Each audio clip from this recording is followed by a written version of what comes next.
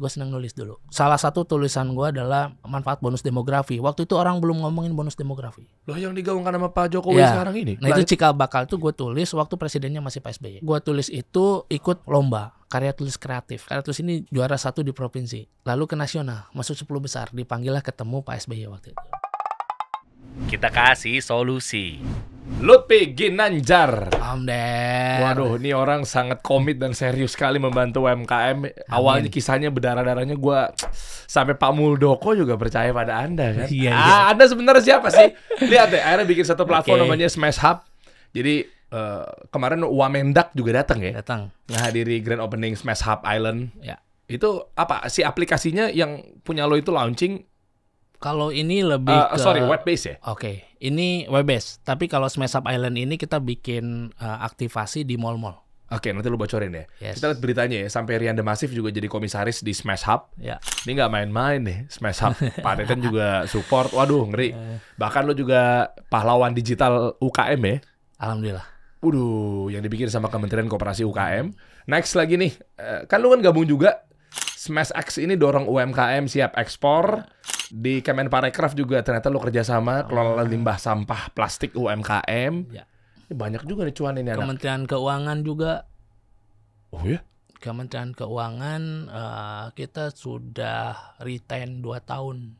Ada 2 lembaga, pusat investasi pemerintah, ada beberapa juga yang programnya di kita. Oke, tapi semuanya juga semangatnya banyak bro yang bilang kami bantu UMKM. Kami begini, kami begitu. Pas gue cek, ya ogah-ogahan, setengah-setengah gitu loh. Ya. Makanya gue udah pantau Smash Hub Indonesia nih Instagramnya di 21.000. Ini gue mau incar dari awal. Jujur, gue tahu ini sama lu tuh kayak gue pikir 2 orang yang berbeda bro. Gue ngelihat semangat lo nih Lutfi semangatnya begini. Ya. Ada Smash Hub. Gue nggak tahu di belakangnya siapa, tapi gue tahu dua-duanya nih. Gue pikir 2 orang yang berbeda. Kita sempat ketemu kemarin di event Opening Jacklot. BJB. BCB. Yes. Gue jadi juri di situ. Lo juri juga Gue bukan sih? juri yang kedua. Kedua ya? Ya. Akhirnya kita ngejuriin ada beberapa yang mau kita inkubasi lah ya. Inkubasi, gitu. Ya kan sampai akhirnya lu punya platform gede banget Smash Hub. Ini clear banget. Benar-benar membantu dan Sabang sampai Merauke-nya. Sebenarnya gue kepo berangkat dari awal kisah perjalanan lo sampai akhirnya ada di titik yang gimana caranya UMKM bangkit di Indonesia. Ya. Gimana Ced? Awal. Oke, ini pertama kali gue ceritain di podcast. Waduh, ini ngeri nih karena banyak hal-hal konfidensial yang memang ternyata kebongkar juga. Ya. Ini lu harus cerita tentang Oke. yang bareng sama Pak Muldoko. Oke. Waduh, dipercaya sama orang-orang hebat di saat umur lu 23 tahun. Ya. Pak Jokowi juga lu bantu di saat umur lu 20-an tahun. Ini orang bukan sembarangan nih orang. Oke, lanjut. Gue disclaimer dulu. Hmm. Jadi posisinya bukan mau bangga atas apa yang gue capai, tapi lebih tepatnya kalau kita di Islam ada pepatah atau yang bilang bahwa walaupun satu ayat untuk kebaikan kita mesti share. Iya, sampai walau satu ayat. Ya. Itu dalil bahkan. Dalil Rasulullah bahkan. SAW tuh yang berbicara. Oke. Nah, artinya disclaimernya adalah gue bukan mau menggurui orang di sini. Gue nggak mau bercerita soal apa yang udah dicapai dengan bangga, enggak. Tapi lebih tepatnya apapun yang nanti gue share, ini kebaikan, ambil. Kalau ini buruk, jadikan pelajaran. Kurang lebih gitulah ya Om. Wow. Nah, jadi kalau kita bicara gue siapa, gue bukan siapa-siapa. Gue bukan orang yang mau dikenal juga. Itu nggak sama sekali. Kenapa demikian? Karena buat gue lebih menarik untuk gue mengenal lebih banyak orang daripada dikenal Om. Dan posisinya ketika kita mau ngomongin UMKM, kenapa gue sampai hari ini concern terhadap itu? Karena itu udah menjadi darah daging. Oke. Ya, orang tua bukan siapa-siapa. Papaku cuman kelas 4 SD Om, sekolahnya.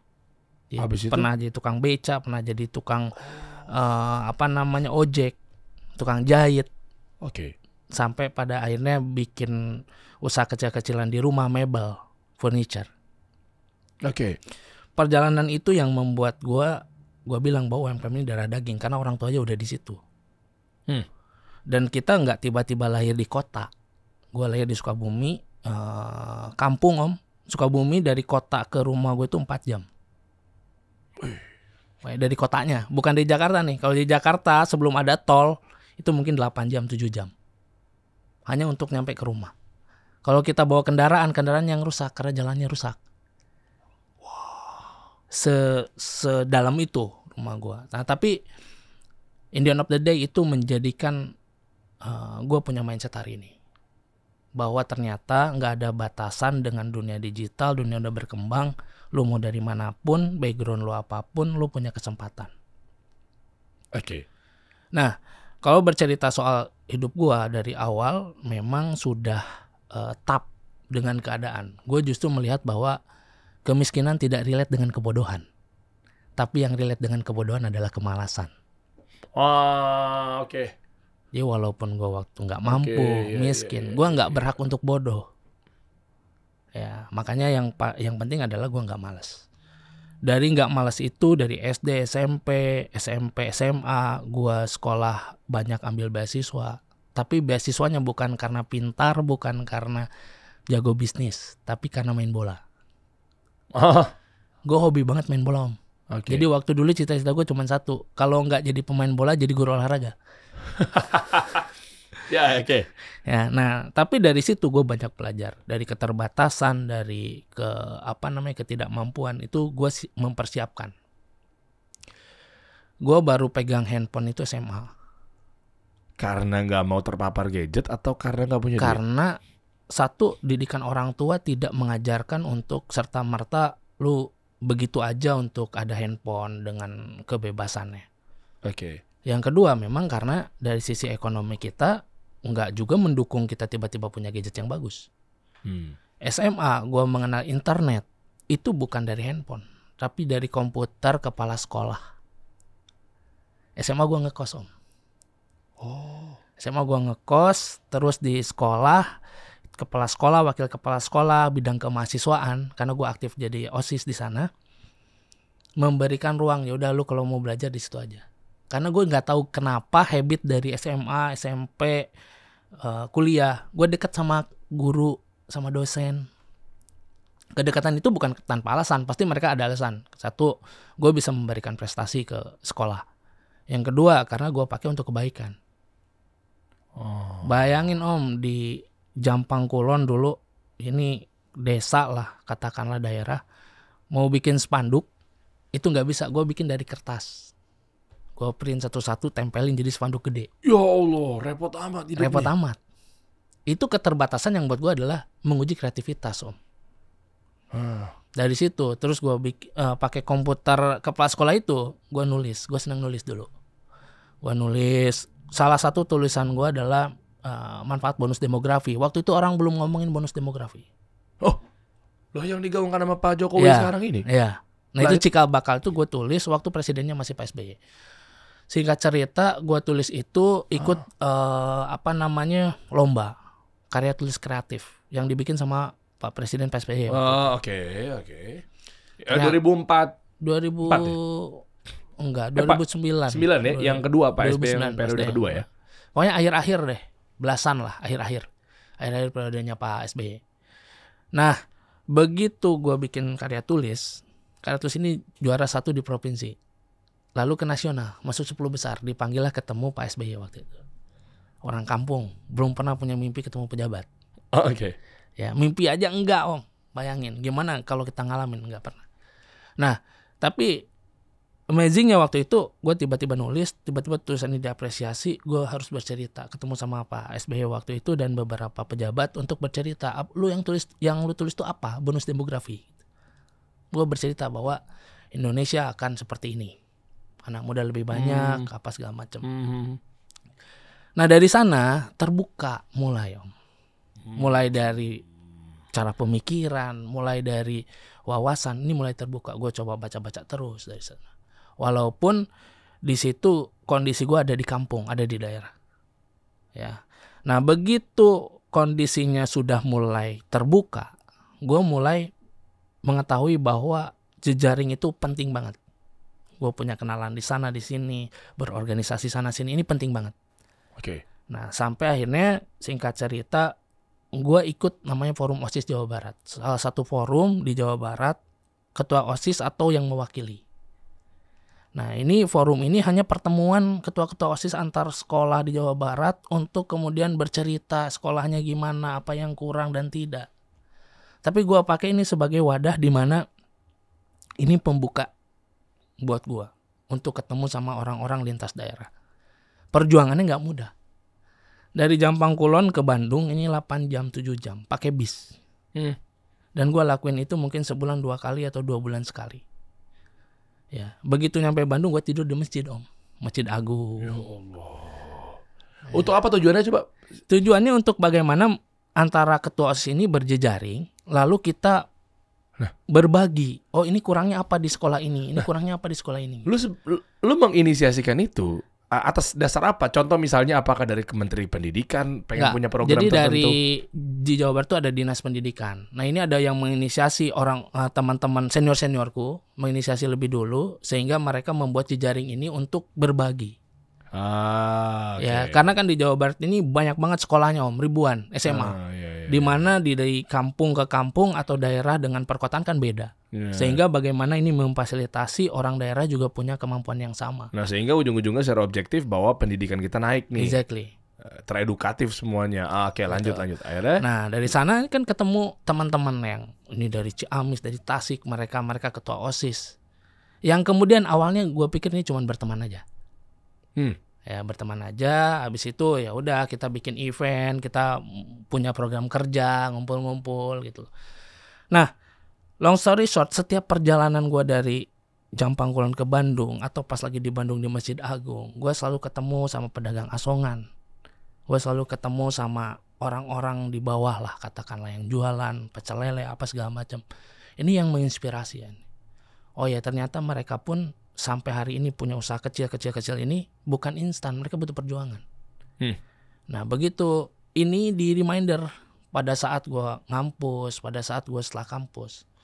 Nah, sampai akhirnya tadi bilang, satu, backgroundnya adalah keluarga. Yang kedua, lingkungan, karena gue ketemu sama mereka. Maka gue bilang, UMKM ini di dalam tubuh gue ini udah mendarah daging Om. Karena tadi, selain keluarga, lingkungan. Nah, begitu singkat cerita nih, ngumpulin anak-anak OSIS, kita bikin kegiatan bareng-bareng. Di situ setiap ngundang program kerja yang namanya ada crowd, perkumpulan orang-orang, orang pada pengen diundang. Ya, salah satunya kita selalu ngundang-undang pejabat pastinya. Oh, jadi lu sebagai kayak semacam wadah atau IO, ya. Gimana caranya lu concern banget untuk mengedukasi. Betul. Dari sisi itu UMKM juga udah termasuk UMKM salah satu bagian dari sana. Bagian ya, ya kan. Jadi lu ngundang orang yang paling banyak tadinya apa? Undangan itu untuk nge-share ilmu apa? Untuk pendidikan, untuk anak-anak siswa. Nah, itu dulu ya. Itu dulu ya? Awalnya. Oke, habis itu nanti kemana-mana. Nah, salah satunya adalah yang lu undang beberapa pejabat juga. Ya. Karena dia tahu concern tentang pendidikan di Indonesia. Pendidikan dan juga kita lebih ke motivasi. Bagaimana sih mindset kita anak-anak siswa SMA, SMK waktu itu punya pemikiran bisa jadi orang. Katakanlah. Pejabat lah, pebisnis lah. Terus lu undang siapa? Nah, banyak nih pejabat-pejabat yang kita undang. Salah satunya mungkin Pak Muldoko yang kita undang ke beberapa kegiatan. Di luar dari forum OSIS pun aku bikin kegiatan yang mengundang beliau. Kenapa beliau? Memang beliau concern sama pendidikan. Kenapa nggak Menteri Pendidikan? Salah satunya concern beliau itu terhadap UMKM juga. Dan yang kedua, waktu itu memang gue punya jejaringnya ke sana. Gitu. Nah, singkat cerita kita bikin ada acara di salah satu kampus, bukan forum OSISnya, ada kampus ngundang Pak Mul, kita ngobrol. Secara logika Om, setiap ngadain acara yang ngundang pasti ngobrol dong sama yang diundang. Oh iya, buat brief, buat kan? Ini apa ya? Ngobrol. Gitu ya. Nah, gue orangnya hobi ngobrol. Tapi ngomonginnya tuh ngomongin gagasan. Jadi kalau ketemu sama orang, lu apa? Gue ini. Oh, kita bisa kayaknya bikin ini. Itu loh. Nah, begitupun dengan salah satunya Pak Muldoko. Bapak concern terhadap anak muda dan UMKM. Waktu itu, gue juga hobi terhadap dua objek itu. Selain mendarah daging UMKM sama anak muda, ya gue juga bagian dari anak muda. Yang kita obrolin adalah bagaimana memberdayakan UMKM sama anak muda ke depan. Ya, nah di situ Pak Mul juga punya satu gerakan membuat komunitas namanya Sahabat UMKM. Sahabat UMKM. Nah, gue bantu di Jawa Barat. Gimana caranya bikin Sahabat UMKM di Jawa Barat? Singkat cerita, ini berjalan. Gue kenal sama Pak Mul, kita banyak diskusi. Gue anggap itu sebagai bagian dari mentor. Jadi kalau Om Der lihat gue tuh orangnya senang belajar. Kalau ketemu orang, gue pengen banget belajar. Begitupun dengan Pak Mul. Nah, gue senang belajar sama beliau, spiritnya beliau, ketegasannya, karena beliau juga mantan panglima, punya bisnis juga gitu loh. Nah, gue belajar banyak. Sampai akhirnya suatu ketika, udah lu ikut ke Jakarta aja. Kenapa lu? Karena tahu bahwa lu orangnya transparan, lu orangnya emang mau belajar gitu. Gue juga pernah nanya kenapa gue. Salah satunya mungkin karena spirit yang gue punya. Ya, spirit yang gue punya, yang pertama mau belajar, mau bekerja keras tanpa gue pernah menghitung kebaikan orang. Nah, prinsip gue pengen belajar ini bukan hanya ke Pak Mul, gue liatin, bukan hanya ke orang besar. Gue ketemu katakanlah ada orang pedagang asongan, satpam segala macam, gue belajar dari mereka. Dan itu yang dilihat sama Pak Mul. Oke, tibalah Jakarta. Gue belum lulus om. Umur berapa? Berarti masih 20-an, 21-20-an. Oke. Nah, Jakarta tuh masih ngurus skripsi lah, kata akhir kan. Nah, berjalan sampai akhirnya ke sini. Gue nggak tahu mau ngapain di Jakarta. Gue nggak tahu mau ngapain. Dan kita pun nggak mungkin ngikut-ngikut terus Pak Mul kan. Oke. Ya kan. Nah, jadi begitu datang ke Jakarta, gue coba untuk inisiasi aja. Udah apa yang dibutuhin, gue bakal bantu support gitu. Sama itu untuk kebaikan. Gue ngekos di daerah Tebet. Ya, terus tiap pagi itu sama salah satu mentor lagi namanya Mas Dil Koto. Ada satu mentor dikenalin sama Pak Mul juga. Tiap pagi itu nemenin beliau nyerutu di rumah. Tapi di situ posisi timing yang pas untuk kita ngobrol. Karena di pagi hari ketemu, otak lagi fresh, kita ngobrolin apa yang mesti dibuat, apa yang ini gitu kan. Nah, di situ gagasan-gagasan terhadap bagaimana pengembangan UMKM. Dan singkat cerita, dalam perjalanan itu gue disuruh bantu Pak Jokowi. Lu bantuin lah Pak Jokowi. Oke. Di tahun berapa tuh? Ya, itu di tahun 2014-an lah. Oke. Bantu dari sisi apa? Program beliau? Dari program-program. Nah, program-program yang Pak Mul bilang lu bantu Pak Jokowi untuk concernnya terhadap dua tadi, UMKM sama anak muda. Program yang lo bikin, lo rancang itu yang mana? Yang akhirnya Pak Jokowi melihat bahwa ini satu potensi besar untuk membangun Indonesia. Waktu itu gue cuman mikir bagaimana pengembangan UMKM di daerah sama pengembangan anak muda. Pengembangan UMKM waktu itu, UMKM belum begitu booming banget. Ya, waktu itu belum begitu booming banget. Tapi gue bikin di Sukabumi, karena tempat kelahiran gue, Sukabumi, Bogor, sama Padang, bagaimana menginisiasi program-program terhadap pemberdayaan yang sifatnya sosial. Contohnya? Ya, ada edukasi di situ. Ketemu sama mereka, ketemu sama nelayan. Oh, contohnya nih, gue ketemu sama petambak Bandeng. Ya, ini ketemu petambak Bandeng, misalkan petambak Bandengnya cerita bahwa dia nggak punya pasar. Tapi ketika gue datengin, pasarnya gede, pasarnya ada. Kenapa nggak pernah sinkron? Karena ada gap. Contoh di petambaknya dia mau menjual ikan yang gede, padahal marketnya cuma butuh yang 2 ons, 3 ons. Ini kan nggak temu. Kenapa? Karena dari sisi UMKM atau petaninya ini, petambaknya ini, dia nggak melihat marketnya.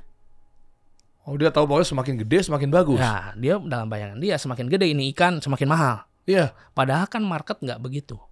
Ada market yang hanya membutuhkan 2 ons, ada market yang membutuhkan hanya 3 ons.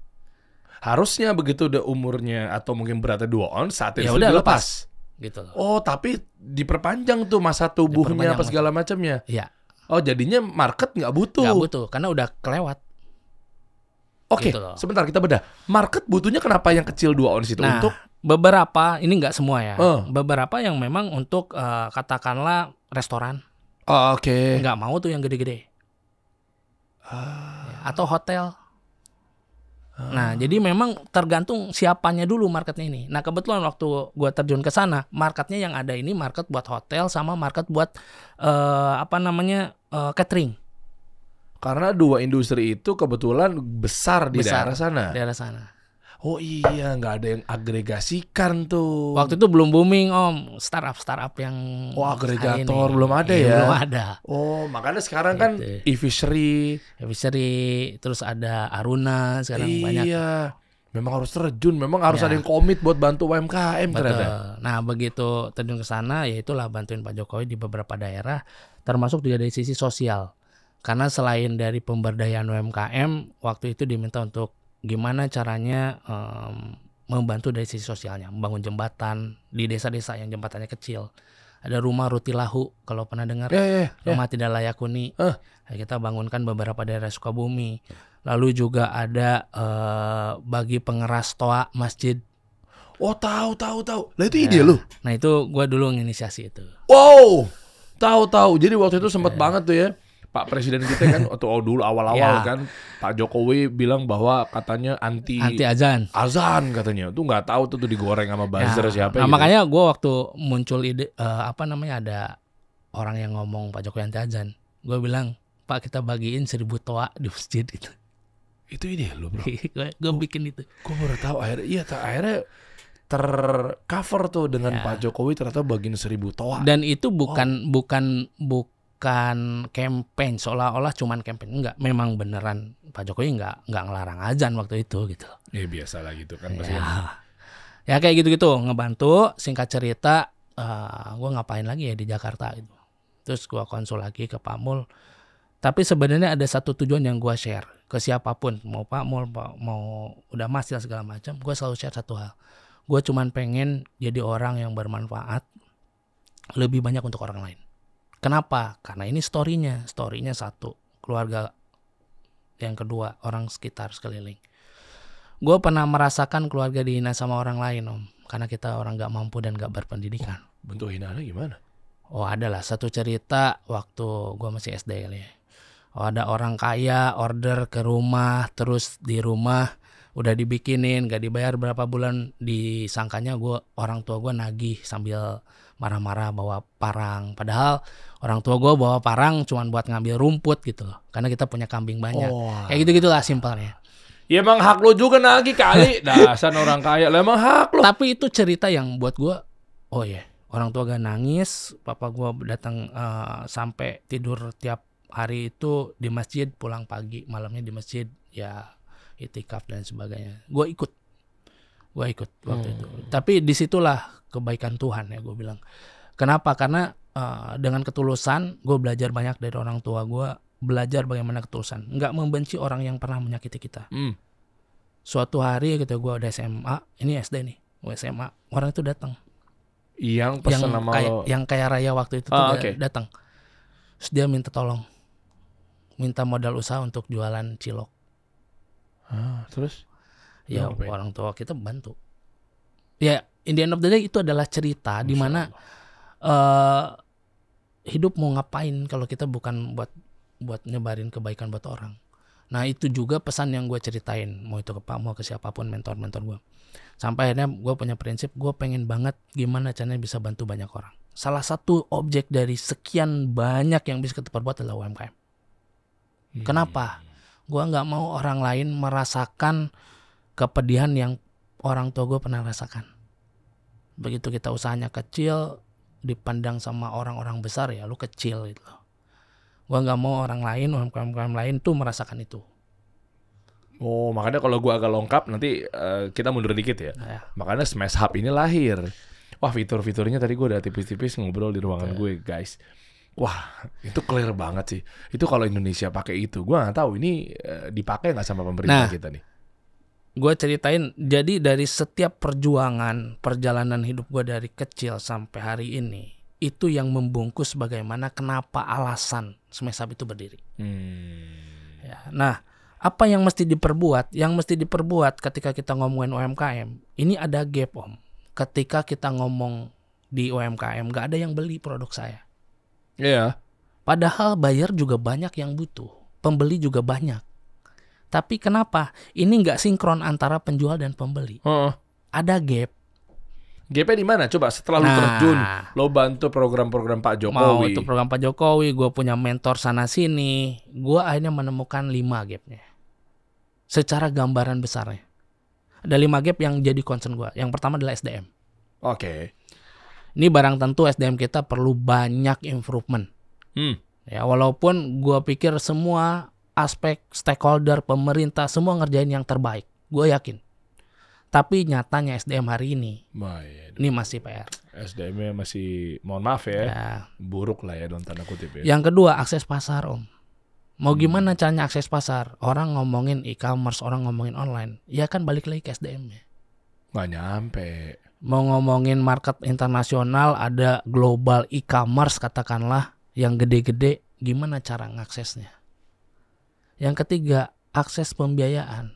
Sekarang katakanlah pemerintah, Pak Jokowi, siapapun, Kementerian Koperasi, Pak Teten, ngeluarin kebijakan kredit usaha rakyat, bunganya kecil. Pertanyaannya, UMKM kita udah bankable atau belum? Kok programnya kayak nggak ini ya? Ya, artinya yang mesti disiapkan UMKM-nya dulu. SDM-nya ini. Nah, yang keempat, akses regulasi perizinan. Om Dery, kalau mau kita ngomongin ekspor nih, misalkan izin. Satu jenis produk itu satu izin. Nah, itu diperolehnya juga nggak gampang. Gitu loh. Nah, ini butuh effort. Sementara UMKM hari ini mau produksi, malamnya juga bisa jadi nyuci baju gitu. Artinya pekerjaan mereka udah CEO, Chief Everything Officer. Iya. Ya, nah ini susah. Dan yang terakhir, yang kelima problemnya adalah kualitas produk. Karena UMKM kita jarang banget ada yang R&D. UMKM kita ngelahirin produk itu bukan dasar keinginan market, bukan kebutuhan market, tapi keinginan dirinya sendiri. Nah, maka kualitasnya tentu di standar itu. Nah, gap inilah yang kemudian gue pikir Smash Up harus jadi solusinya. Meskipun dulu belum tahu namanya apa.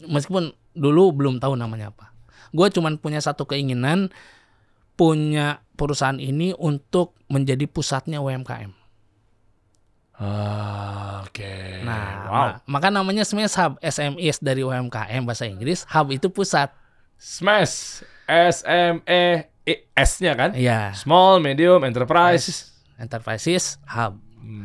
Hubnya pusat.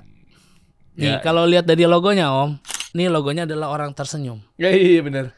Jadi gue waktu itu mikir gue pengen punya pusatnya UMKM dan bagaimana caranya wadah ini untuk menebarkan manfaat dan menebarkan senyum kepada orang lain. Artinya kebahagiaan. Nah, semua kan juga gaung kayak gitu, bro.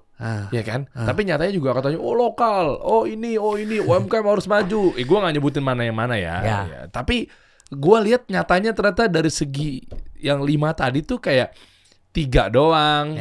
Ada yang A sama B sama C doang yang difokusin. Ada yang kan 5 A B C D E ya. Ada E sama D doang. Kayak nggak komplit. Tapi gue real banget, oke banget tuh 5 poin tadi, 5 pilar tadi. Itu masih menjadi penyakit di UMKM kita. Itu jadi persoalan. Nah, makanya lu belajar dari mana? Sehingga dengan adanya Smash Hub, nanti kita bahas detail gitu ya di akhir gitu ya. Teman-teman pasti kan nonton sampai akhir. Bukan lagi menjadi kayak buruan-buruanan orang kayak bulan-bulanan lagi. Paling sama aja. Itu loh poinnya. Nah, makanya ternyata gara-gara lu belajar sama Pak Muldoko. Sebenarnya gue mau mundur dikit deh. Apa yang lu temukan sampai akhirnya bisa lu curahkan di Smash Hub gara-gara lu banyak belajar, ketemu sama para UMKM di Indonesia, pelosok-pelosok apa segala macam. Sehingga bahwa ilmu ini yang mahal, kisah ini yang luar biasa, pengalaman ini yang berharga, akhirnya lu tuang tuh ke Smash Hub. Itu kan, jadi kan bener-bener lu terjun langsung. Jangan cuma ngakunya UMKM, tapi lu gak tahu kondisi nelayan gimana, hulunya gimana. Kan sekarang lagi eranya hilirisasi. Ya kan, kita program Pak Jokowi keren tuh. Nah, itu gimana sih menurut lu? Nah, jadi gini, awal lagi ya.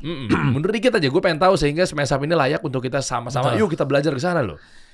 Yang pertama, pengalaman keluarga. Yang kedua, lingkungan. Yang ketiga, waktu bareng itu beberapa kali bantu presiden, otomatis gue punya kesempatan untuk datang ke daerah-daerah, ketemu sama UMKM langsung. Bahkan ketika program sosialnya, gue hampir 2 bulan tinggal di rumah-rumah penduduk. Oke, sebentar. Itu lu yang ngajuin? Gue yang ngajuin. Atau Pak Jokowi atau mungkin siapalah para pejabat gue yang ngajuin. Sempat ada tawaran kayak sebenarnya lu ini kemana arahnya gitu? Ya, ada lah. Cuman gue lebih memilih concern terhadap apa yang menjadi goals gue. Bagaimana untuk bisa bermanfaat dengan jalan itu sendiri. Ya, nah singkat cerita, gue pilih untuk jadi pebisnis. Dibanding pilihan-pilihan lain lah katakanlah, gue maunya jadi pembisnis kok Pak. Mau bisnis apa? Simple. Gue waktu itu mikir nggak neko-neko, pengen punya satu kafe, udah deh cukup. Ngomong ke siapa? Ya ngomong ke orang-orang lah. Itu lah ya, yang memang waktu itu ada di negara Ya, dan seterusnya terus gitu. dia bilang, ya kalau mimpi lu pengen banyak bernebar manfaat ke orang, ya harusnya lebih gede dari itu gitu. Kenapa lu kafe waktu itu? Anak muda umur Anak 20-an muda 20-an ngelihat Bandung santai-santai punya kafe tiap hari nongkrong, ya udahlah. ya? Karena Akhirnya waktu jadi- itu belum mindsetnya belum sampai pada level yang wah gue harus jadi gini. gue harus bantu negara belum ke situ ya. Belum. Akhirnya kasarnya diketawain dalam tanda kutip ya. Ngapain lu malah kalau Ngapain? Ini bukan level di sini katakanlah gitu. Bukan berarti itu nggak baik, bukan berarti itu kecil. Tapi beliau percaya bahwa lu bisa ngelakuin lebih dari itu gitu. Jadi gue seolah-olah ditampar, diingetin om, lu bisa loh lebih dari itu gitu. Oke. Nah ya udah dari situ gue bilang, gue orang yang pantang untuk bilang tidak, selama itu positif. Oke. Lu kesana, oke? Di sana gue mau ketemu apa, mau belajar apa, itu beliau pasti tahu gue pasti orangnya belajar. Tuh, gue tiba-tiba disuruh, lu pergi ke Surabaya. Mau ngapain pak? Pokoknya pergi aja. Datang ke sana ketemu petambak. Ya gue tahu caranya dengan ke petambak gimana. Nah ini pengalaman pentingnya Om Der. Ya. Gue beruntung bisa ada di dua sisi. Satu sisi gue deket banget sama UMKM. Karena gue ketemu, gue bagian dari mereka. Satu sisi gue deket sama orang besar. Mau itu pejabat ataupun pengusaha-pengusaha besar. Oke. Ya almarhum Arifin Panigoro, Wow, Medco. UI. Prof. Rena Kasali, Rumah Perubahan, Guru Besar FEB UI. Ya. Banyak banget orang-orang besar gue kenal. Sehingga ini jadi bagian dari mentor gue. Jadi gue bisa melihat dua sudut pandang. Bagaimana UMKM, bagaimana di atas. Keberuntungan ini akhirnya yang membuat gue punya pemikiran, pola pikir, mindset yang berbeda. Oke, kalau gue ke bawah, gue nyesuaiin. Kalau gue di atas, gue juga dengar. Nah inilah yang merubah akhirnya pola pikir. Yang tadinya cuma mikir, gue kayaknya punya satu kafe. Oh enggak, ternyata masih banyak hal yang kita lakukan. Ketika kita jadi orang yang beruntung hari ini. Tapi gue punya formula keberuntungan om. Gimana tuh? Keberuntungan adalah kesempatan yang bertemu dengan kemampuan. Wow. Oke. Kesempatan bisa dicari, kemampuan bisa diasah. Oke. Jadi kalau kita mau jadi orang beruntung, asahlah kemampuannya, carilah kesempatannya. Jangan duduk manis. Jangan duduk manis. Ya. Nah maka kemampuan gue asah. Ketika waktu itu gue nggak tahu bisnis, gue nggak tahu cara berorganisasi, birokrasi, gue nggak tahu. Itu gue pelajarin. Lalu kesempatannya dikasih, lu ikut ini kan? Iya. Kesempatannya dapat, kemampuannya ada, jadilah keberuntungan. Itulah yang kemudian gue juga pernah ikut di profesional bekerja. Salah satunya di Otoris Channel Partnernya Alibaba. Loh, lu sebagai direktur yang ada di Indonesia? Ya, direktur Otoris Channel Partner Alibaba. Iya. Di Indonesia. Alibaba.com. Wow. Iya, Alibaba kan asing. Jadi kalau ke Indonesia harus ada Ya. apa ya? Nah, bisa ada bilang- partner-partner di Indonesia. Heeh. Nah, itu dipimpin oleh satu perusahaan konglomerat lah di Indonesia. Itu berjasa banget buat gua. Gue belum pernah ketemu lagi sama orangnya, dan secara tidak langsung beliau yang mengajarkan gue semua juga. Di luar dari Pak Mul, udah Masil, di luar dari Prof. Rena Kasali dan semuanya. Orang itu salah satu yang berjasa. Menurut gue diajarin banyak hal di situ. Jadi bagaimana memimpin perusahaan itu dari kecil sampai kita banyak belajar. Pertama kita datang ke sana, gue yang nggak tahu apa-apa, gue cuma taunya UMKM. Gue belajar tentang logistik di sana. Gue belajar tentang bagaimana manajerial yang banyak. Nah dari situlah awal mula bagaimana mengarahkan Otoris Channel Partnernya Alibaba ini menjadi satu tools untuk membantu UMKM. Apa kontribusi lo untuk memberdayakan UMKM sehingga bisa menggunakan platform Alibaba sehingga terus ekspor misalnya? Caranya adalah bagaimana mengagregasi mereka. Oke. Yang tadinya kecil bisa jadi besar, yang tadinya besar bisa jadi berkualitas. Nah, Formula ini yang gue akhirnya pakai, Om. Gimana caranya pengrajin rotan di Cirebon yang tadinya cuman produksinya kecil, sedangkan permintaannya banyak, ini diagregasi dengan tetangga-tetangganya yang sesama pengrajin rotan. Oh, dikelompokin. Oke. Ini Pak Teten belum mulai nih jadi menterinya nih. Karena makanya belum ada kebijakan ini waktu itu. Nah, terus nelayan-nelayan kecil yang tadinya cuma bisa supply 5 kilo, 10 kilo, 20 kilo diagregasi jadi bisa 1 ton, 20 ton. Nah, inilah kemudian yang kita taruh di global e-commerce ini. Sehingga ini yang akan maintenance-nya adalah anak muda. Jadi ada match nih. Nah, singkat cerita, pengalaman ini membuat gue mempelajari banyak hal. Salah satunya bagaimana ada sinergitas antara anak muda dan UMKM. Yang dimana kalau Om Dea tadi ingat cerita gue di awal, gue konsen terhadap dua itu. Ya. Ini gue penasaran sih korelasinya antara anak muda, UMKM. Nebak-nebak buah manggis, iya. Tapi gue pengen tahu clear nih, biar lo juga keluar dari bener-bener kita ngobrolnya sinkron banget kan. Yes. Ya jadi pengen bener-bener apa sih tujuannya anak muda UMKM. Udah gue bisa ketaker aja. Tapi gue pengen dari lo nya ya barangkali ini satu lebih oke kan. Nah sampai akhirnya gue pernah belajar di situ lah. Gue jadikan itu pembelajaran. Gue resign, gue bikin Smash Hub. Bikin Smash Hub ini dengan 5 problem tadi. Formulanya adalah 4 hal. Edukasi, kurasi, inkubasi, sampai dengan transaksi. Itu formula yang gue pakai di Smash Hub.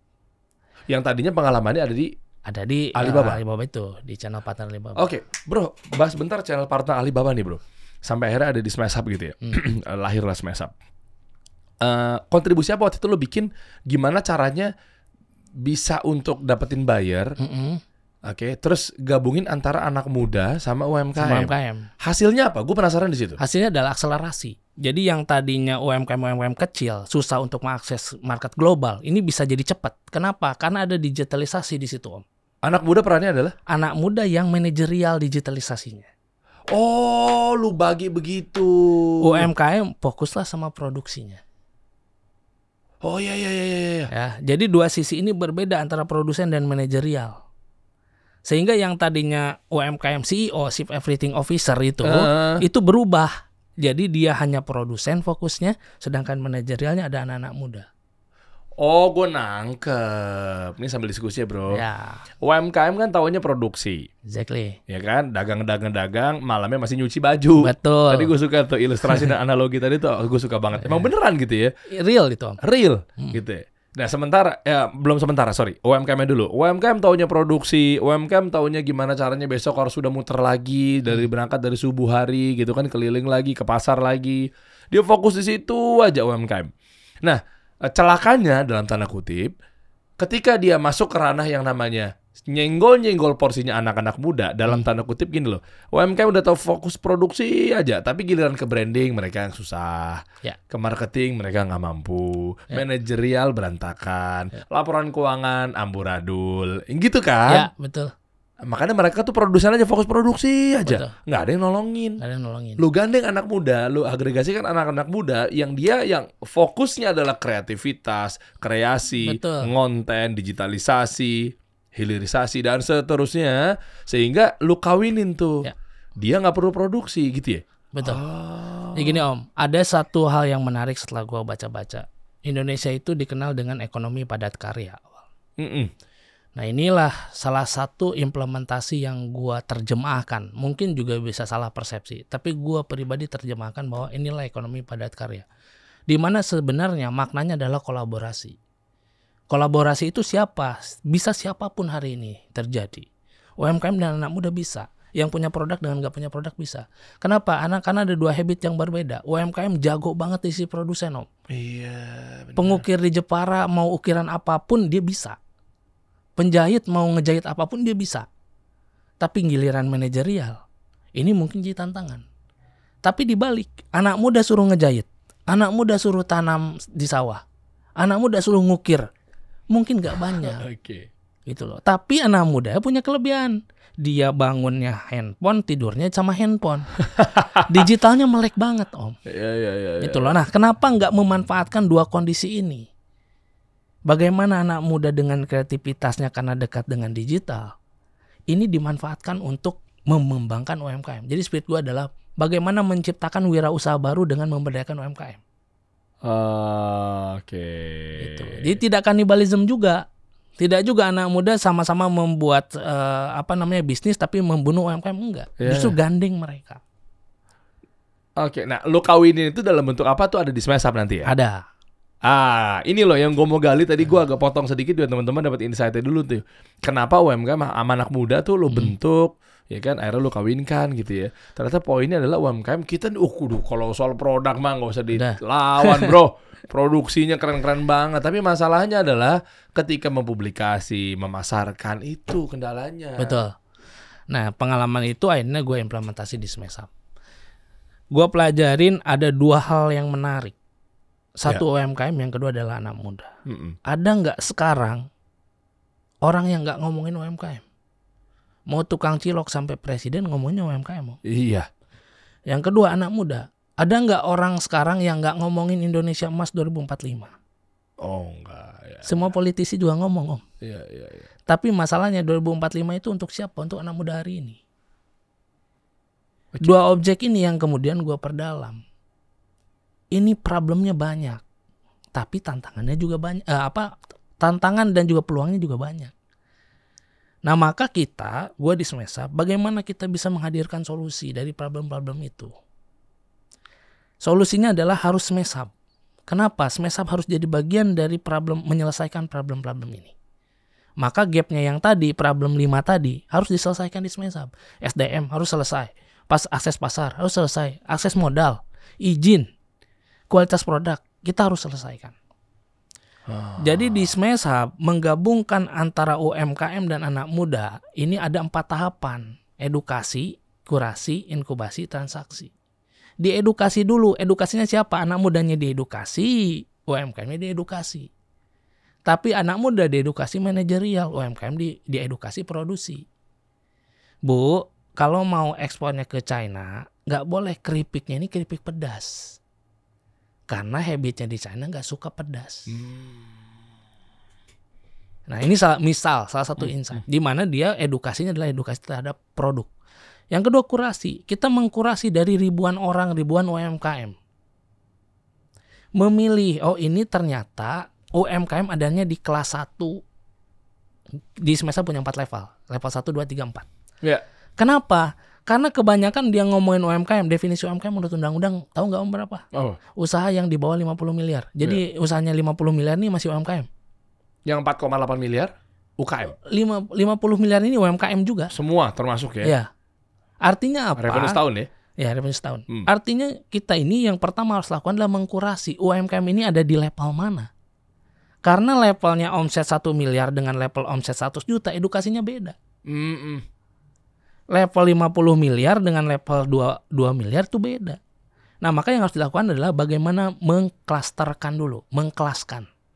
Oh iya, UMKM ini di level mana? 1, 2, 3, 4. Nyatanya 98% UMKM kita itu adalah ultra mikro. Ya, artinya ultra mikro ini apa? Omsetnya 100 juta, 200 juta. 98%. Nah, maka nggak mungkin juga ultra mikro didorong untuk ekspor. Toh dia pun masih levelnya di situ. Produksinya sedikit, resource-nya sedikit. Nah, maka jangan dikasih pelatihan ekspor di situ. Nah, artinya apa? Ketika kita mau edukasi, base-nya data. Dikurasi. Lalu di tahap ketiga namanya inkubasi. Bagaimana caranya setelah dikelaskan, kelas 1 mau naik jadi kelas 2, kelas 2 jadi kelas 3, kelas 3 jadi kelas 4. Cara ini kita bikin kurikulum. Bagaimana jadi dari level 1 jadi level 2. Nah, maka ini ada naik kelas disebutkan. UMKM naik kelas, UMKM naik kelas. Pertanyaannya UMKM naik kelasnya ukurannya apa? Nah, kalau di kita ada ukurannya level 1 ke level 2, level 2, level 3, level 3, level 4. Ada ukurannya. Lalu yang keempat, setelah naik kelas, outputnya apa? Rata-rata UMKM pengennya apa? Transaksi. Mau apa aku packagingnya jadi bagus? Mau apa aku laporan keuangan jadi bagus kalau nggak ada transaksi? Maka outputnya adalah transaksi. Transaksi ini kita genjot.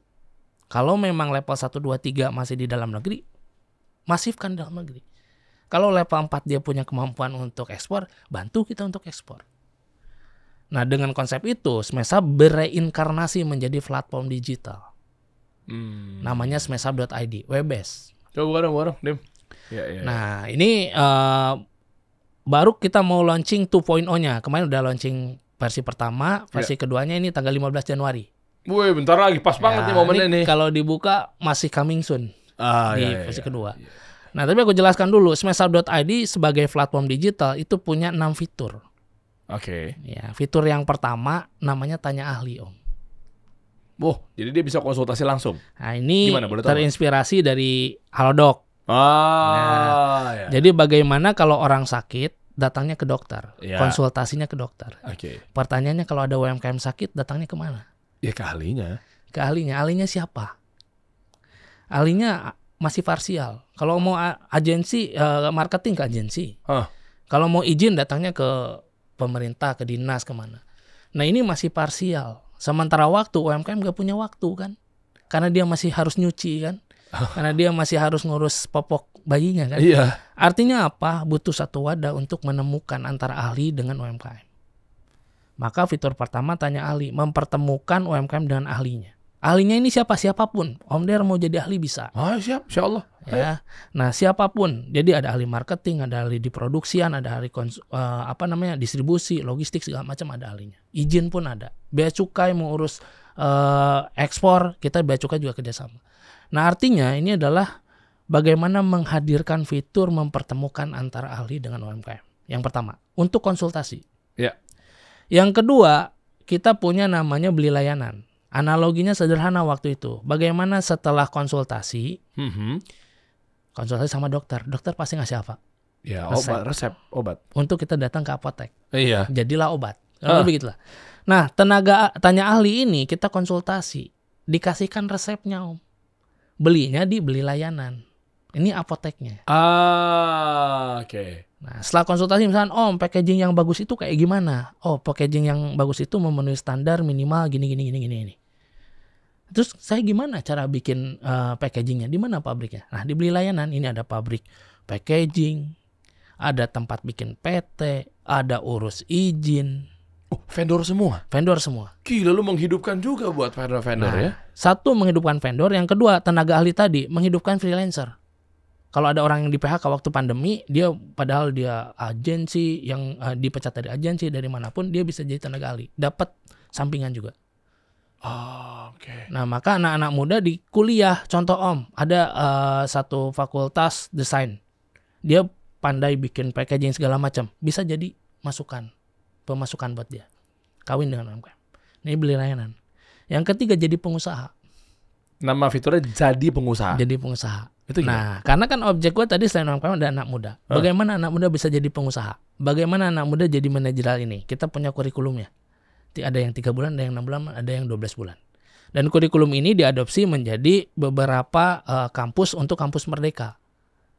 Oke. Ya, jadi anak muda, mahasiswa itu bisa diajarkan untuk jadi pengusaha dengan fitur kita. Ada kurikulumnya. Dan kita udah bermitra lebih dari 312 kampus. Nah, ini untuk jadi pengusaha. Ya. Nah, terus yang keempat, ini fitur mulai ekspor.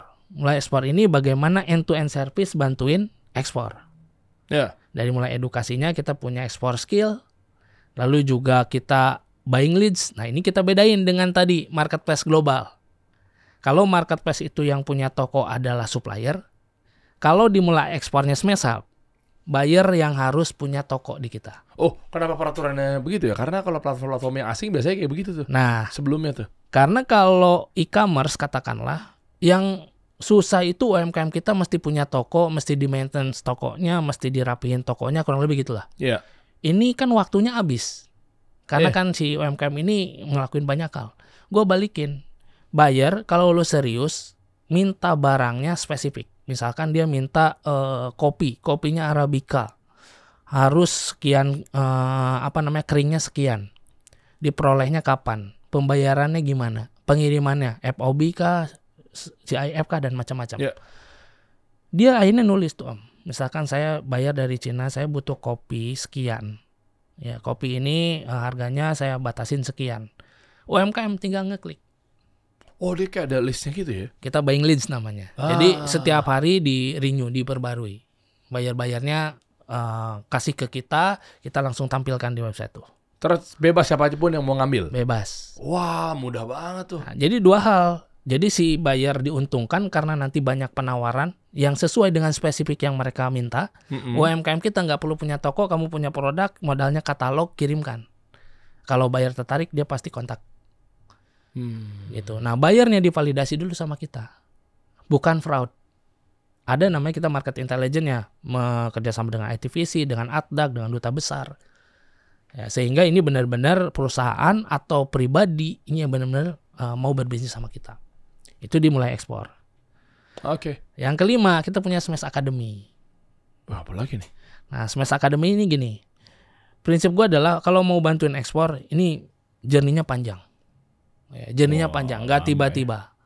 Nah, Smash Academy ini menghadirkan bagaimana caranya kita, anak-anak SMA, SMK, yang baru lulus sekolah, mau kuliah nggak dapat kuliah di Indonesia, kita kirim keluar. Apalagi yang kurang mampu, mohon maaf. Untuk dapat beasiswa di kampus di luar. Nah, kita Smesa bekerja sama di 12 negara. Ada kampus yang tanpa tes bisa masuk. Tapi malah negara itu yang diuntungkan dong dengan jeripaya skill ini, bangsa kita. Ini berbeda prinsipnya. Kenapa kita kirimkan mereka keluar? Mereka nantinya akan jadi agennya kita. Jadi agennya kita, Om. Oke. Di luar negeri. Ya. Contoh ada keripik dari Bandung, hari ini bisa dikirim ke Turki. Kenapa? Karena ada orang kita di Turki. Itu. Nah, sehingga di sana tugas mereka selain belajar, mereka juga berjejaring dengan pengusaha-pengusaha di sana.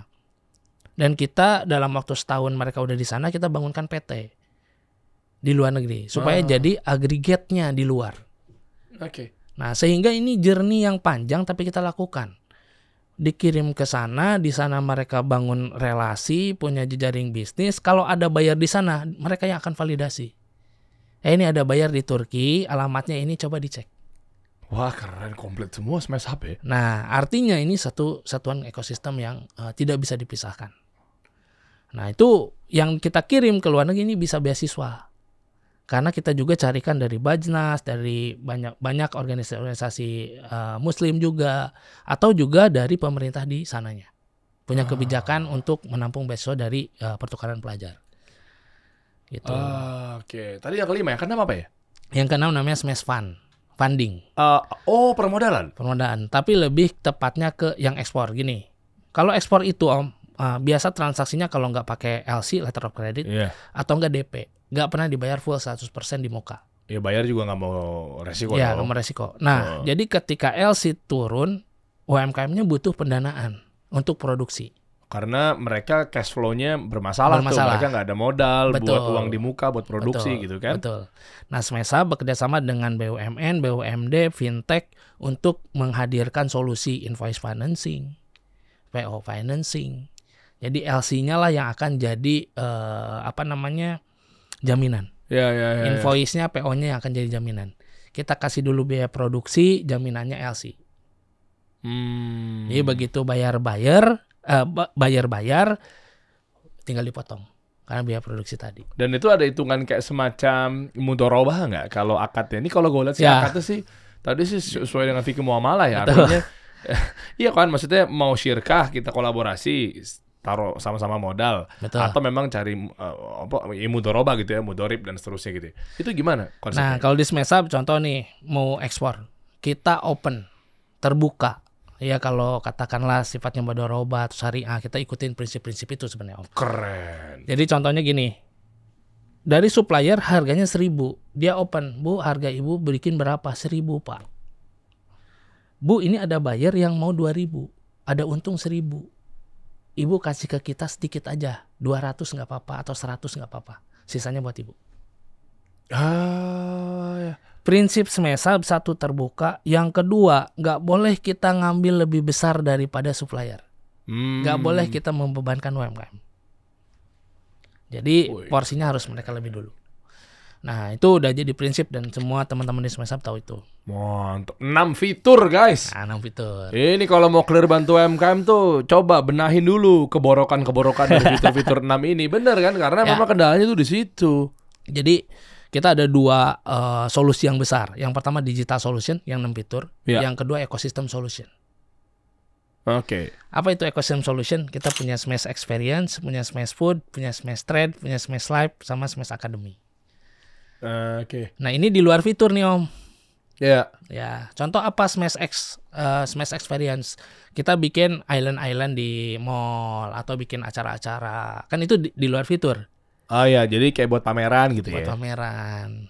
Atau justru handle B2B. Kayak B2B itu apa? Contoh ada BUMN yang pembina UMKM nggak mau ribet, kita kolaborasi. Ya. Nah, itu ada bank-bank yang misalkan punya program pemberdayaan UMKM, tapi kan expertise-nya mereka di finance, expertise UMKM-nya di kita. Nah, kita kolaborasi. Nah, itu ada Smash Experience. Oke. Gitu. Ya kalau Om mengenal ada satu bank besar, terus punya campaign wirausaha muda mandiri. Tahu. Nah, itu sama kita juga. Jadi BUMN juga ternyata mereka melek mau bantu UMKM, tapi Sangat. mungkin bingung caranya juga. Nggak kali ya. ada BUMN yang tidak membina UMKM. Wow.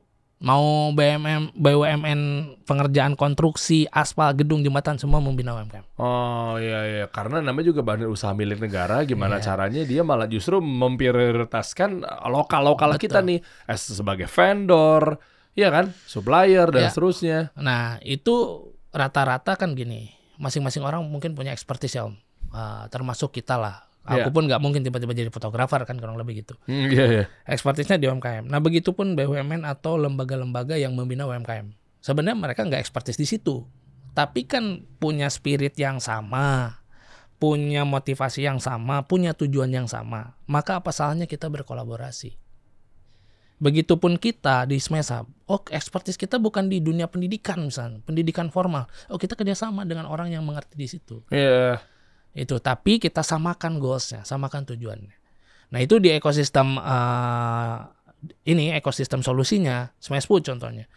Setelah kita berjalan 2,5 tahun dengan bantuan banyak orang lah, oh ternyata kita 57% UMKM yang gabung di kita itu makanan.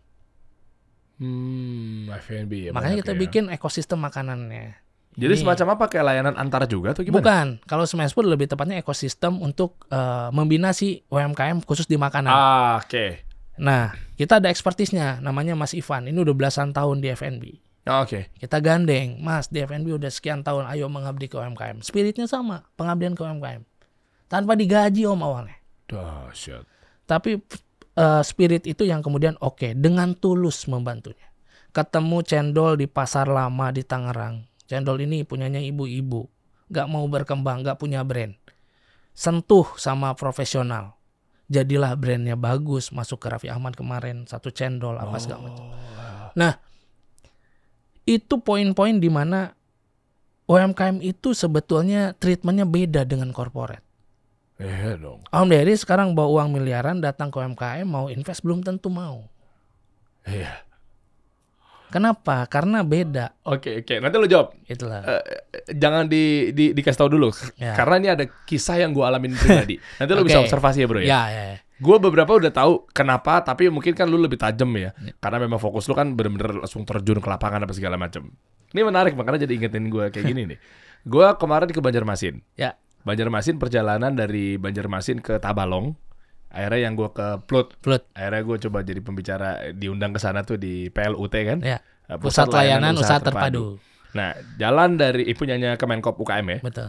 Program Paten tentu keren tuh. Jadi dari dari Banjarmasin ke Tabalong itu perjalanan kalau nyantai dan berhenti 6 jam lah. Gila. Dahsyat dong. Keren. Ya kan? Nah, mampirlah di sebuah satu tempat restoran kecil gitu di jalanan lintas yang biasanya dari Banjarmasin ke Tabalong itu kan ada jalan penghubung kan, Betul. jalan luas gitu kan. Di sebelah kanan itu jalan ada satu store lah, ya restoran kecil lah, tapi rame. Ya itu sate fokusnya. Sate masak habang. Jadi sate ayam Tapi habang itu bumbu merah kalau di Kalimantan. Jadi dimasaknya pakai bumbu merah. Sate ayam biasa pakai bumbunya bumbu kacang. Nah, tapi di kacangnya tuh katanya dimasak atau dikasih bumbu. Jadi sate ayam Maduranya itu jadi warna merah. Oke. Jadi kayak bumbu pedes. Padahal nggak pedes maksudnya gitu ya. Bagi gue yang doyan pedes gitu ya. Nah, itu enak banget bro. Wah dahsyat gue bilang. Ini beda rasanya nih orang-orang Banjarmasin, coba orang-orang Banjar komen di bawah deh. Pasti lu tahu dah sate masak habang gitu, bumbunya merah itu khas di sana. Yaudah boleh lah gue makan satu porsi ada 5 tusuk gitu ya segala macamnya. Gue nambah sampai 3 porsi. Terus gue bilang sama ibu-ibunya. Terus dikompor-komporin juga sama panitia gitu kan. Oh ini orang begini nih, ini bukan orang sembarangan, ini ada media lah, apalah gitu lebay lah. Gue bilang enggak tapi beneran ini saya pribadi saya mau bawa, saya mau invest. Saya bawa ke Indonesia, ya Jakarta. Dia awalnya kayak, malu-malu takut-takut nggak mau nolak gue pertama. Yaudah deh, gue coba lagi sambil makan lagi di ujungnya, Bu. Mungkin dia nggak tahu kali ini jangan-jangan gue beli, gue suntik mati, akhirnya gue culik resepnya gitu kali. Enggak Bu, kita kolaborasi Bu. Jadi situ ada suaminya lagi sibuk di belakang yang manggangnya gitu, ada ibu depan ada 2 orang gitu kayaknya ada kakak. Kita kolaborasi, kita begini-begini, saya bawa ke Jakarta. Nggak mau dia. Enggak deh, mohon maaf, makasih dengan bahasa Banjar terus ditranslate gitu. Masih di pedalaman gitu lah pokoknya. Rame lagi. Gue minta ketiga kali, udah gini aja Bu. Mau nggak? Nih saya minta nomornya dulu aja. Kalau memang misalkan nggak cocok juga nggak apa-apa. Tapi ya kita ngobrol dulu. Saya niatnya baik, pengen bawa ini biar berkembang. Tapi dengan pola memperkenalkan di Jakarta. Dikasih lah nomor ke panitia karena dia ngerti kan. Jalan, gue nyampe Tabalong, dia kabar-kabaran. Oh sudah nanti coba kita obrolin lebih lanjut ya. Niat gue pengen bawa ke Jakarta, dia berkembang, orang-orang jadi tahu, akhirnya jadi tempat wisata buat kesana. Ya kan kayak dulu ada Kartika Sari di Bandung kan. Nggak apa-apa, otentiknya di sana aja gitu. Pas balik ke hotel, panitia ngasih tau gue katanya ada balasan. Tiba-tiba nggak jadi. Gue bilang, hah tadi udah mau nih. Ini gue nggak tahu ibunya lagi nonton apa nggak atau keluarganya nonton ya. Hah tadi katanya udah mau, nggak jadi. Wah, tapi alasannya ya logis lah di mata UMKM. Nanti lu pasti bisa jawab lah. Ya salah satu atau salah duanya adalah ya khawatir ini disangkanya nggak apa ya diambil abis itu udah. Terus yang kedua gue nggak tahu lah istilah Banjar juga nggak masuk di gua gitu maksudnya penjelasannya. Intinya anyway nggak jadi. Oh ya sudahlah. Gitu kan. Gue ngambek-ngambek kecil lah dalam hati. Itu the real story, Om. Itu real story kan? Iya. Gini, itu pun yang menurut gue jadi kelebihan justru UMKM kita. Artinya nggak sembarangan nanti ada investor dari luar datang bawa duit gue beli. Ya, itu nggak dengan mudah. Itu suatu kelebihan. Tapi kan niat gue memajukan dia. Gue punya 2 sudut pandang Om. Yang pertama adalah ini ada seperti traumatik. Jadi mungkin dulu ada UMKM yang diambil lalu setelah diinvest mati gitu. Yang kedua, sebenarnya mereka ini bukan nggak mau, tapi mistrust, kepercayaan. Nah, kepercayaan ini dibangunnya bukan karena kita terkenal, bukan karena kita punya uang, bukan karena apa, tapi karena kita mendampingi mereka. Ini menarik nih. Nah, begitu ini prinsip Smashab. Kalau kita ini sudah mendampingi mereka, Om, mau dia punya produk baru, mau dia punya apapun, itu dia akan datangnya ke kita. Simpel, analoginya adalah tengkulak. Kenapa petani mau jual murah ke tengkulak? Karena begitu petani itu sakit, yang biayain tengkulak. Begitu keluarganya butuh sekolah, yang biayain tengkulak. Begitu anaknya butuh pulsa, dikasihnya sama tengkulak. Begitu nggak punya beras, dikasih juga sama tengkulak. Maka tengkulak itu hadir bukan karena dia cuman mau beli produknya, tapi ketika susahnya pun dia hadir. Nah, kita kalau jadi seperti itu Om Der mau invest, tapi Om dampingin dulu. Dampingin si ibunya tadi. Bu, ini bagus deh brandnya kalau gini, didampingin, dibenerin. Bu, belum punya Instagram, kita bikinin, dibantuin. Once ini nge-build trust-nya tadi. Jadi begitu dia, Mas, kita mau expand, datang, Ibu mau diinvest, nih saya invest. Nah maka proses itu yang nggak bisa terpisahkan dari UMKM kita, Om. poin pentingnya adalah jangan pernah menjadikan bahwa uang itu bisa membeli mereka secara serta-merta. Gitu. Nah, maka yang penting dari komunitas adalah pendampingan si UMKM. Gimana kita mendampingi mereka, susahnya kita bantu mereka. Dan begitu hasilnya pun tidak lupa sama mereka.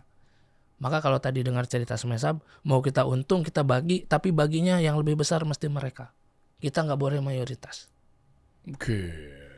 Ini baru program nih. Ini bukan yang, bahkan kita nggak pernah mempublish ini ke publik. Ada nggak di sosial media kita atau di iklan kita seperti itu? Ini nggak pernah ada. Tapi itu jadi prinsip DNA, Om. Jadi kalau ada UMKM datang, dia mau bagi, bahkan banyak UMKM yang, Mas nggak apa-apa, ambil aja setengahnya, kita udah kebantu gitu loh. Nah UMKM tuh segitunya, Om, kalau udah trust sama orang. Tapi kan kita punya DNA, kita punya prinsip. Enggak, Bu, Ibu mesti lebih maju. Nah ini yang kemudian saya pikir ini unik di UMKM. Ya, tapi ini jadi nilai positif buat saya. Bahwa ketika teman-teman yang mau jadi investor siapapun, kalau mau invest ke mereka, datanglah untuk kebaikan. Pertama dampingin dulu.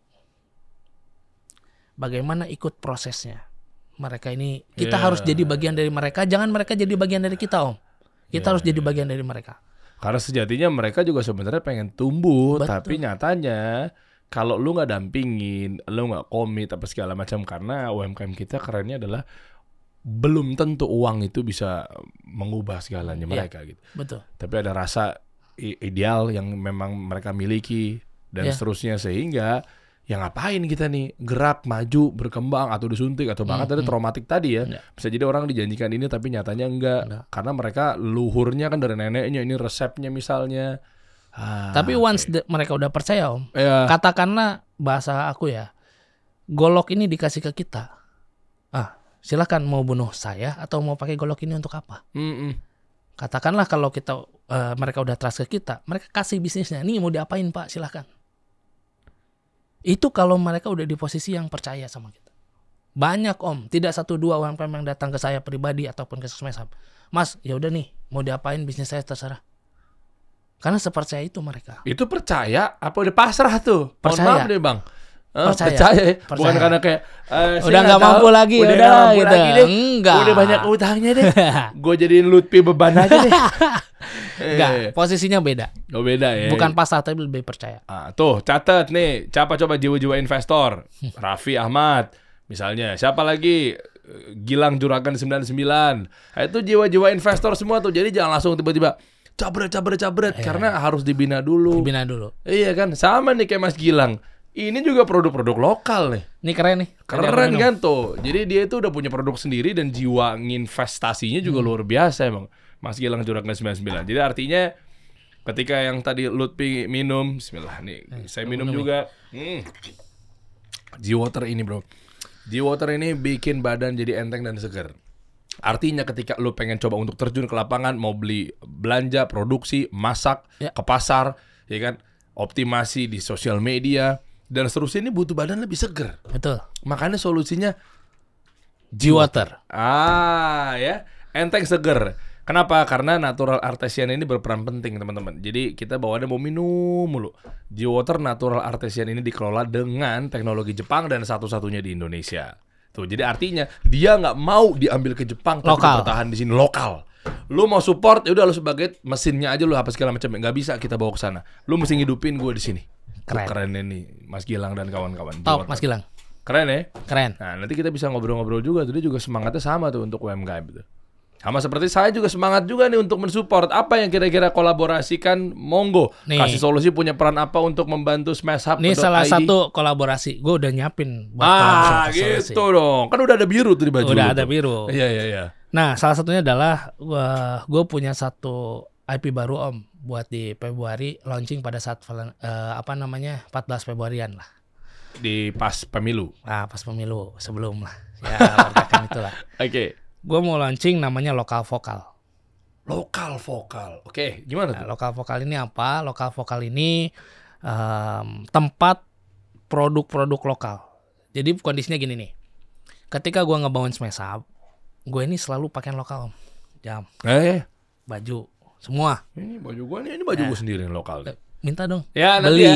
nanti. Enggak, gitu. gua kasih. Nah, ini lokal jam yang- terus. apa yang kemarin tuh? Ini pala. Pala.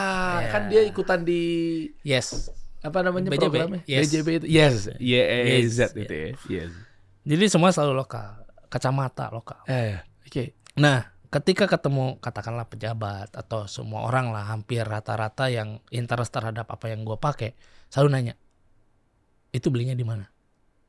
Oke. Ya. Nah, terus ada satu trigger yang buat gue ini terngiang-ngiang.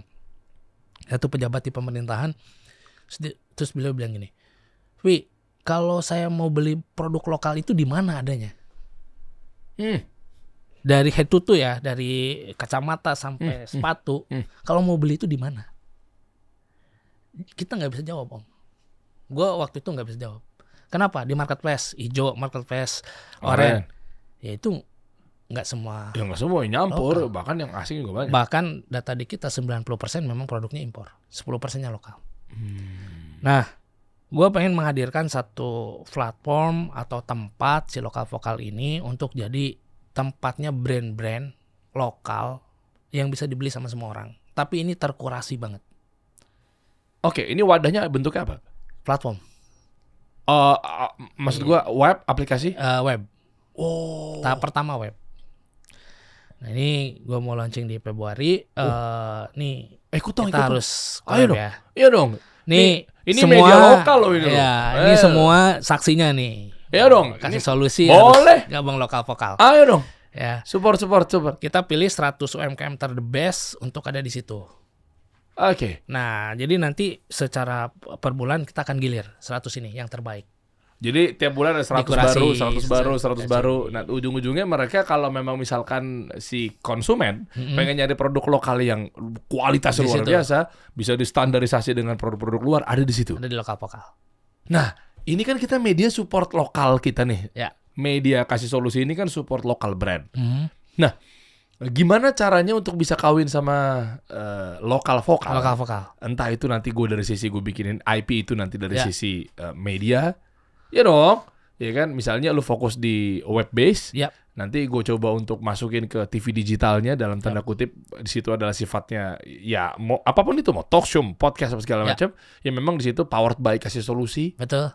Jadi nanti kita bisa bikin lokal vokal khusus dikasih solusi. Contoh, setiap brand yang bagus kita pilih ada sebulannya itu 4 dari 100, the best of the best.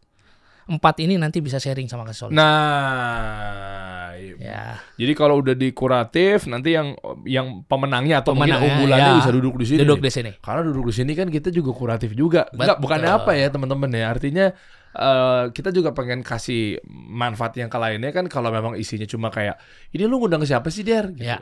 Kan masalahnya ada lebih banyak atau mayoritas yang membutuhkan channel Betul. ini untuk belajar ketimbang minoritas yang memang duduk di sini tapi dia tidak terkuratif kan. Betul, Om. Nah, jadi spiritnya si lokal vokal ini nanti kalau bisa makan solusi, duduk di sini ini untuk memotivasi semua orang. Ya. Dan kita punya peraturan nggak boleh itu lagi. Contoh misalkan jam nggak boleh ini lagi. Bulan depan ya ganti, bulan depannya lagi ganti. Jadi melahirkan kita sebut sebagai local champion.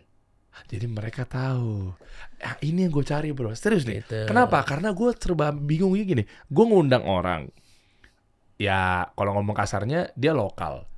Bagus oke. Tapi kan gue juga ada batasan untuk mana nih yang sekiranya kualitasnya yang memang dia bisa bersuara di ruangan ini gitu loh. Betul. Nah, gue perlu ada kesulitan di situ, ada painnya. Makanya ketika ketemu, lo kurasi, gue mediasikan gitu loh. Exactly. Nah, di akhir tahun annualnya kita bikin majalah khusus ini the best selama setahun produk lokal. Ikutlah. Gue kalau gini ikut gue. Ya, Ya, jadi ya. setelah podcast tiap minggu misalnya atau sebulan berapa kali di akhir tahun kita kumpulin mereka bikin satu majalah ini the best of the best di tahun sekian. Ada penganugerahannya kayak Forbes 30 of 30. Iya, mereka gitu. punya, maksud kita nggak punya Masih tak- under 30 ya. Kasih solusi under 30. Wah, Hey. iya. Kita ada KBC kasih solusi bisnis club gitu ya. Keren. Artinya di sini kita bikin kayak semacam pelatihan buat UMKM gitu kan. Apa segala macamnya. Nah, itu nanti bisa kita coba cek dan kita sinergikan gitu ya. Ya. Dan gue setuju tuh lokal vokal tadi kalau untuk kedepannya juga akhirnya kita bisa terjun. Kita insya Allah yang jalan sama kita bisa kapan ya Dim ya?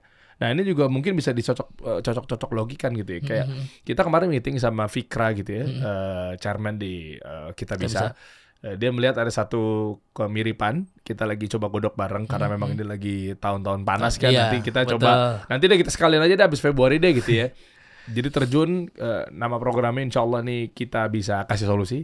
Jadi ke UMKM gitu. Nah lebih kepada ke akses yang buat kawan-kawan yang pengen support. Mungkin gerobak Pak ini udah lesuh gerobaknya, udah bocor tuh atap dari kiosnya. Disupport gitu. Nanti dari platform Kita Bisa mensupport insya Allah.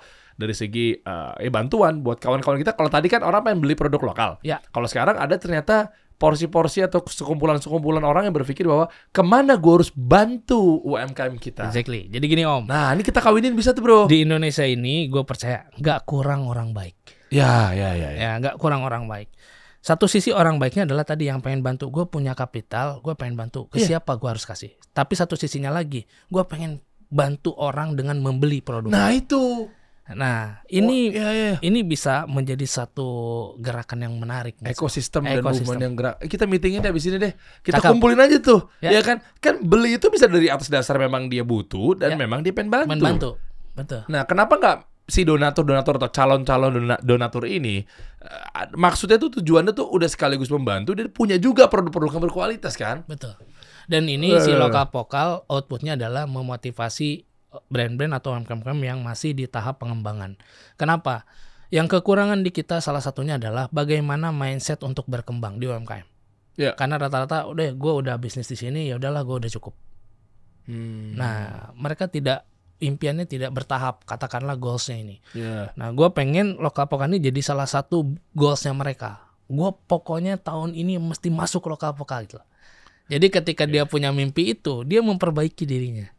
Wah setuju nih gue nih. Karena ketika masuk di Under 30, ketika melihat ada dari 100 orang atau 100 brand yang memang betul-betul mencuat ke permukaan, lalu nanti kita fasilitasi, dikasih solusi dan seterusnya. Akhirnya mereka-mereka yang di bawah, yang tadinya mindsetnya kayak program-program Kementerian UKM juga udah punya anggaran-anggaran khusus, Smash Hub juga punya wadah khusus untuk membantu mereka. Kecolek tuh. Ternyata hasilnya tuh nanti tuh akan begini loh, akan dilihat publik loh, akan dihargai, diapresiasi dan seterusnya. Sehingga mereka juga artinya ngebangga. Gue jadi kepikiran Allah tidak akan mengubah suatu kaum tanpa dia mengubah duluan gitu ya. Artinya kan dengan dia seperti itu, sebenarnya gue tuh pengen gerak tapi mungkin mager. Nah ini untuk nyentil dan tanda kutip ya, yang memiliki mindset yang malas-malesan, ogah-ogahan, asik juga tuh. Nah makanya gue butuh banget kasih solusi Om. Ayo untuk dong. Kita ngegedein movement inilah. Gitu. Nah once dengan tadi Om bilang bahwa gue punya satu prinsip, Tuhan tidak pernah membenci orang yang malas, tapi Tuhan selalu ngasih rezeki lebih kepada orang yang rajin. Jadi ini jadi wadah untuk orang selalu pengen lebih dari apa yang mereka capai sekarang untuk mencapai suatu tujuan. Boleh. Deal. Wah, langsung salaman. Deal. Untuk teman-teman lokal mah ayo support. Nah, jadi coba lu kumpul dulu di smashhub.id minimal. Lutfi nanti akan bantu kira-kira mana yang sekiranya bisa kita sasar, kita eskalasi, kita apresiasi dan seterusnya. Nah dari situlah baru kita turunan nanti ke lokal vokal dan seterusnya. Boleh banget. Gitu bro. Thank you Om bro. Thank you. Tapi ini by the way ini bikinannya coba lihat belakangnya dong. Bajunya ini apa sih? Ini lokal juga. Ginka nih lokal. Oh dia khusus buat Smash Hub. Khusus buat Smash Hub. Smash Hub apapun UMKM-nya. Smash Hub solusinya. Memang udah Allah takdirkan nih luar biasa nih gabung ada kata-kata solusi. Iya kan? Udah. Tapi nggak masalah kan dengan warna biru. Anda nggak identik dengan warna-warna kan? Karena kalau sering ketemu sama pejabat kan. Beda Om. Beda ya? Enggak. Cuman bingung aja kan tahun-tahun ini bingung milih warnanya apa. Kita kasih solusi.